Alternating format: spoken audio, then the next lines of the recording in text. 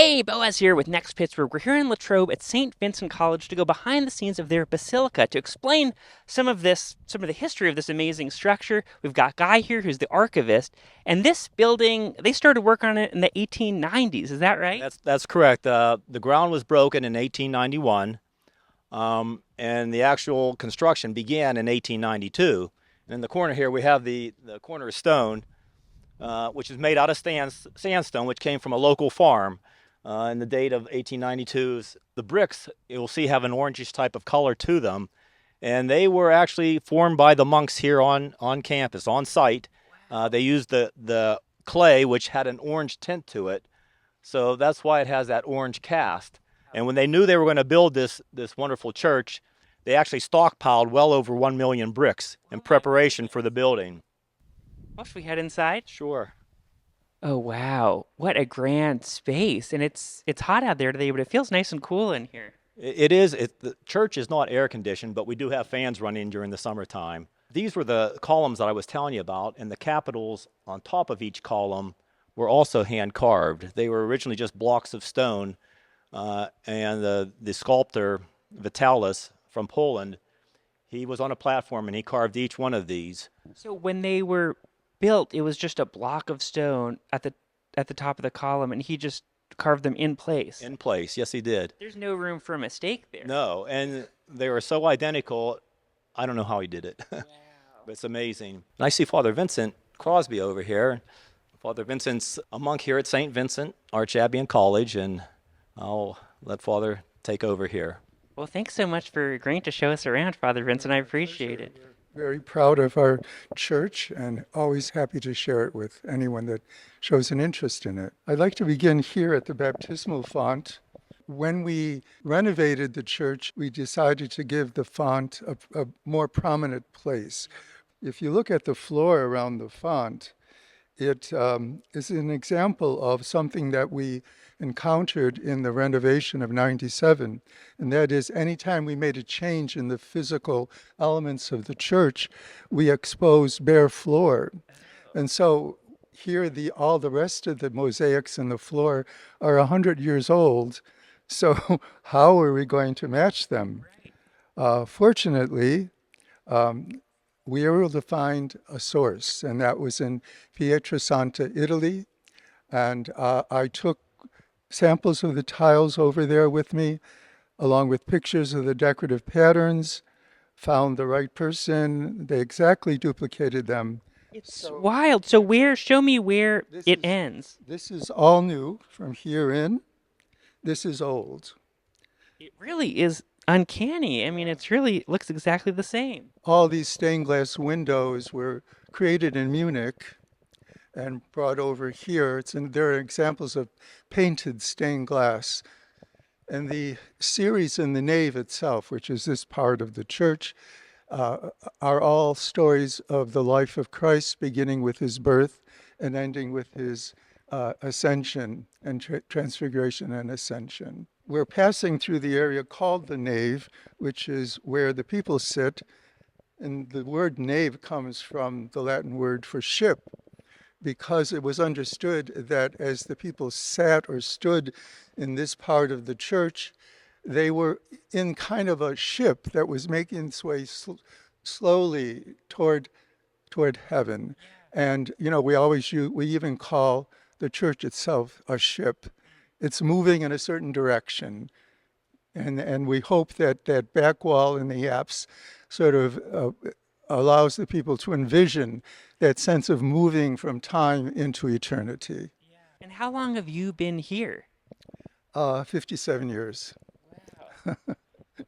Yes. So how did you grow up in the area? No, I'm from Buffalo, New York. When I thought about monastic life, I just looked up the closest monastery, and this was it. And I took a bus here and met with the abbot and then entered. Wow. And so you showed up and you're like, yeah, this seems like the kind of life I want. Well, yes, but you have to go through a period of formation and discernment. It takes a while to make that decision, to make the final decision to stay. And the community also has to accept you too. Yeah. But I think our community has grown into a very healthy community with members of many different age groups. We have monks in here from China, from Vietnam, from Brazil, from Mexico, from the Philippines. So it's really sort of a little international community, which I think is a very healthy sign. Yeah. The whole community of St. Vincent is about 150 monks. Yeah. There are about 100 here. The other 50 are in our missions.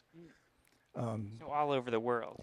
Yes, this is considered to be the largest monastery in the world, I believe. And it, of course, as you may know, is the first Benedictine monastery in this country. And several other monasteries were founded from this house. I'd like to point out the altar in particular. The altar is very symbolic. It's the main altar. So right now there's only one altar in the church. Previously we had 8 additional side altars, and it's certainly a majestic altar. It looks very mid-century to me. It is. Well, it was really done in 1955, and it was done by a sculptor from the same town from which we got the mosaics on the floor, from Pietrasanta, Italy. And each of those legs is 2 tons. The marble top is 10 tons. So it's not going anywhere. I mean, you have to make sure the floor is pretty sturdy to support that. Underneath there, down in the crypt, there is a very strong foundation all the way to the ground to support this. I'd also like to point out the crucifix above the main altar. It's done in the Romanesque style, and that came to be because I accidentally stumbled upon that corpus, the body of Christ, stored and neglected in the attic of our carpenter shop. So no one even knew it was there almost. No. And I'm sure that it was carved by one of the early lay brothers and then just forgotten. It wasn't painted or anything, but it was in the Gothic style, which means the arms were extended up like this. And I asked the sculptor to change the arms to the Romanesque style, which is horizontal. And he did that, and then they polychromed the body to make it more authentically Romanesque. And I think it's a beautiful piece. But the lovely part of this is, just imagine this, some humble lay brother 100 years ago carved this. It was forgotten for all those years. And now it's been brought out as the focal point over the altar. And I keep thinking that lay brother must be smiling in heaven because of this. This is a view of the whole choir, the monastic choir. The monks sit here 3 times a day in prayer. And we also, what time is prayer? In the morning it's 6:15. Midday prayer is 11:30. Evening prayer is at 5. Can I ask what time you get up in the morning? What time I get up? Not everyone gets up. I get up at 4, but that's only because I love the mornings. The bell doesn't ring until 5:50. Yeah. So you can sleep later if you want, but I like the early hours. It is. What is in this spot? You really feel so small in this sort of point. Yes, well, that's the intention. You know, when you feel in awe or overwhelmed, you're feeling the sense of the transcendent. Yeah. So this Romanesque church is also called a basilica. A basilica, it's a minor basilica, which means that it enjoys a special relationship with the Holy Father. If the Holy Father were to visit this area, this is where he would come. It's kind of like his church outside of Rome. Has he visited? No, not yet. But we do have his coat of arms over the door there. You're ready. Yeah. Oh, wow. I wasn't expecting there to be such a large space downstairs. Yes, this is our crypt. A crypt is the lower space in any church. Originally, it was just an empty space, and it was intended to be the space where the abbots would be buried. But after they built the church, they found out that the state of Pennsylvania would not allow bodies to be buried in a building where living people occupied it. This is called the Lourdes Grotto. It was done in 1923 by Father Malachi. The walls are kind of in the Art Deco style. Yeah. And so this is a replica of the Lourdes Grotto in France. I really didn't do anything at all to change the space. This is still as it was originally.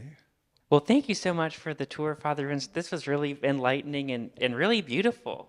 Thank you. I'm glad you could come.